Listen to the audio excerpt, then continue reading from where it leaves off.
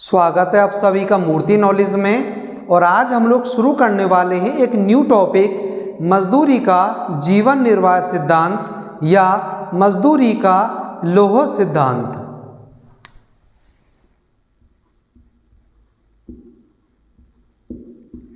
मजदूरी का जीवन निर्वाह सिद्धांत।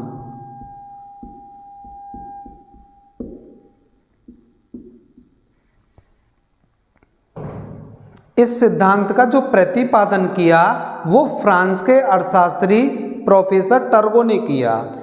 इस सिद्धांत की दो मुख्य मान्यताएं हैं। पहली, जनसंख्या में तीव्र गति से वृद्धि होती है और दूसरी, उत्पत्ति ह्रास नियम लागू होता है।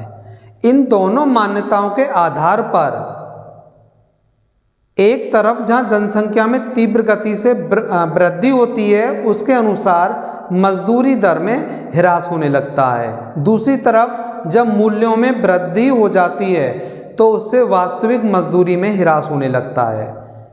इस सिद्धांत के अनुसार मजदूरी जीवन निर्वाह के लिए न्यूनतम आवश्यकताओं की पूर्ति के बराबर रहती है।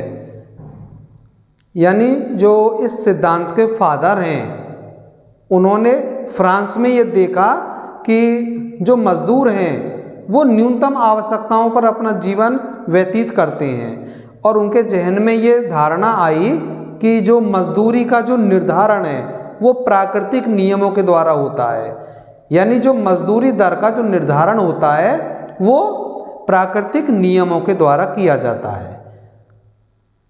और यदि ये मजदूरी की दर इस जीवन निर्वाह के स्तर से ऊंची होती है तो मजदूर लोग अधिक मात्रा में विवाह शादी करने लगते हैं, बच्चे पैदा होते हैं, तो उससे क्या होता है, जनसंख्या में वृद्धि होने लगती है, जिसके कारण जो रोजगार के स्तर हैं वह स्थिर हो जाते हैं और लोगों को, जो काम चाहने वाले लोग हैं, उनको काम नहीं मिल पाता, रोजगार नहीं मिल पाता।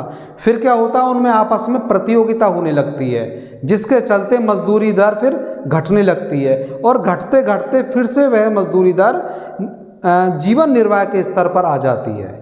और यदि यह दर जीवन निर्वाह के स्तर से नीची है तो क्या होगा, जो मजदूरों की जो मूल आवश्यकताएं हैं वो आसानी से फिर पूरी नहीं हो पाएंगी और फिर वह अल्पायु में ही मजदूर मरने लगेंगे।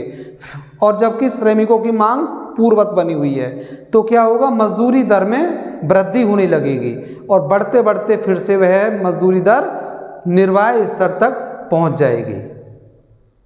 तो इसे एक चित्र के माध्यम से हम समझते हैं इस सिद्धांत को।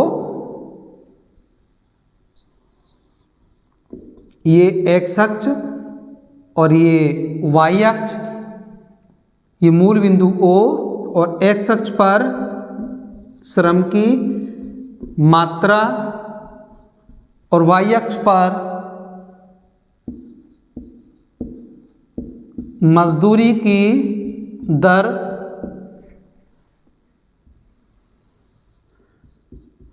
और ये जो W वक्र जो आप लोग देख रहे हैं ये जीवन निर्वाह वक्र है और श्रम का पूर्ति वक्र है, जो कि पूर्णतः लोचदार है, अर्थात जितने चाहो उतने श्रम को काम पर लगाया जा सकता है।